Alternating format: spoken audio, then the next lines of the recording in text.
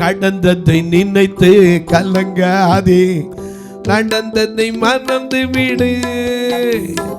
கர்த்தர் புதியன செய்திடுவா, இன்றே நீ காண்பா, இன்றே நீ காண்பா.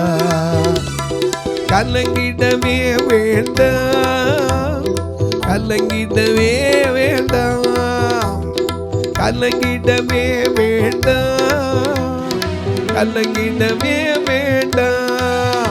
நம் இயேசு கைவிட மாட்டா, நம் இயேசு கைவிட மாட்டா.